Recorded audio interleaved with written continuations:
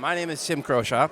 I am what I would consider a specialist set designer in Local 800. I am technically nominated for 2 productions tonight for the J-Lo music video and the Dune Sisterhood Season 1.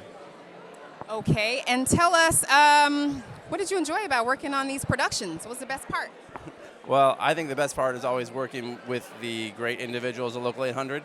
I think we're probably the most talented and best individuals to tackle all these fantastic projects. You can't get any better than working in Los Angeles. So as we've all hoped that more and more productions will realize that the best talent and the best weather and the best everything is here in California. There's a reason why so many millions of people have come here.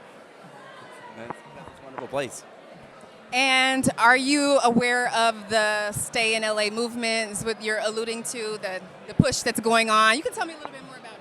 Yeah, I mean, I am tertiary aware of it as well. I support it in every way. We're all doing whatever we can to promote LA, and with everything that's happened in the last few months, there's so much energy and positivity, I think, to bring production to Los Angeles. We just need the right people to say yes, and I think we've got a real momentum to build. So I have positive thoughts about the next couple years. Good. So back to the productions. Tell me something that was challenging that your team had to overcome. Well, sure. Everything that we do nowadays is such a wide scope and vision.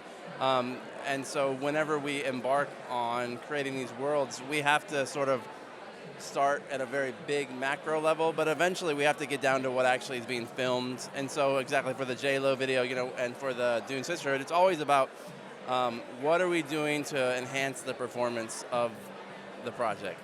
So even though, we can build these wonderful environments and, design these huge worlds, what does it really do to help tell the story? And so that's what we always have to come back and just examine and have self-awareness to make sure that we're doing the best to enhance the story and the performance.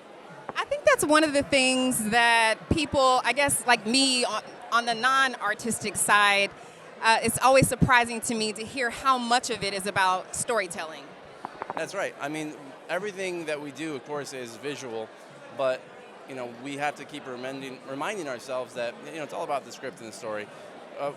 We can, like I said, we can make the most beautiful, spaceships and New York apartments, but if it doesn't fulfill the needs of the script and the performance and the narrative, then you're doing a disservice, and it's not the best product at that point. And how do you prepare? I mean, it takes a long time to produce these films. What kind of prep work goes into the art department? Yeah, well, I'm one of many, of course. So, I take my inspiration from our production designers, our directors, and just intake that, do my own, bit of research. But usually, at this point, we have so many individuals that's their task as well, is to give us inspiration, whether it be concept artists, researchers, and then you can just react to it, and then just sit down and start putting something together. It is a weird thing to say, well, how do you come up with everything? Well, it's just a matter of sometimes finding all the wrong answers to narrow down to the right one. So as many times as we're out working, and I go over this with my colleagues when they have a rough day, like, nothing I did today really hit. And I said, well, that's not really a bad thing. What you did is you eliminated all the wrong answers so you can find the right one. I'm going to take that with me wherever I go. Thank you so much, Tim, for chatting with us. See you later. See you later. Have a good night.